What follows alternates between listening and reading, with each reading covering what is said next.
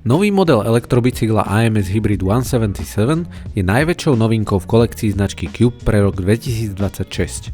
Ide o celoodpružený enduro elektrobicykel s plnohodnotným pohonom a veľkou batériou. Táto novinka prichádza s odľahčeným celokarbónovým rámom C62 s dvihom 170 mm vpredu aj vzadu a výkonnou pohonnou jednotkou od Boschu. Pri všetkých veľkostiach rámu majú 29-palcové koleso vpredu a menšie 27,5-palcové koleso vzadu. Dostupný je v 3 verziách a všetky by sa mali hmotnosťou udržať pod hranicou 22 kg. Cube už mal síce v ponuke 170 mm elektrické enduro stereo Hybrid 177, avšak model AMS Hybrid má z karbonu nielen predný trojuholník, ale aj zadnú stavbu. Cube tak zaplnil poslednú medzeru vo svojom širokom portfóliu elektrobicyklov. Dizajn rámu spája prvky z ľahkého modelu AMS Hybrid 144 a modelov stereo Hybrid s plným výkonom.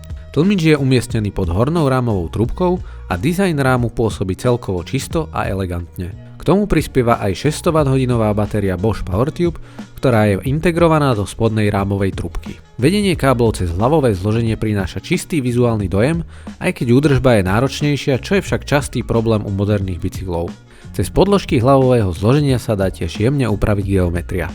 Cube sa tak pridal k trendu, ktorý v prémiovom segmente volí viacero výrobcov kvôli úspore hmotnosti a čistejšiemu vzhľadu.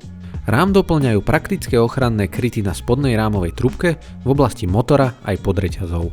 V závislosti od verzie je osadený buď motorom Performance Line CX alebo výkonnejším Performance Line CXR. Motor má krútiaci moment až 100 Nm a maximálny výkon 750 W. Všetky 3 modely využívajú displej Kiox 400C, ktorý je zasadený v hornej trúbke rámu a ovládanie prebieha cez minimalistické diaľkové ovládanie na riadidlách. Novinka prichádza v 3 konfiguráciách. Najlacnejší je model TM za 6199 €, nasleduje AT za 7699 € a najvyššia verzia Super TM stojí 10199 €. Model Super TM ponúka špičkovú výbavu bez kompromisov, v ktorej je nová obrátená vidlica Fox Podium Factory a tlmič Fox Float X2 Factory.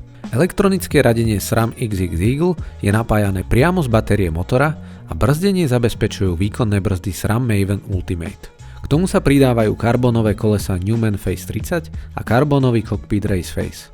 Je vybavený pretekársky ladeným motorom Bosch Performance Line CXR a v kompletnej výbave váži 21,7 kg.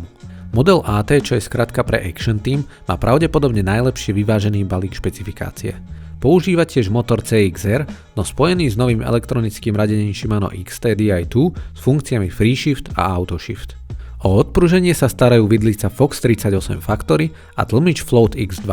Špecifikáciu doplňajú brzdy Shimano XT a hliníkové kolesá Newman Evolution SLA 30. Aj bez karbónových gráfikov pôsobí táto konfigurácia mimoriadne atraktívne a s hmotnosťou 21,4 kg je dokonca ľahší ako model Super TM.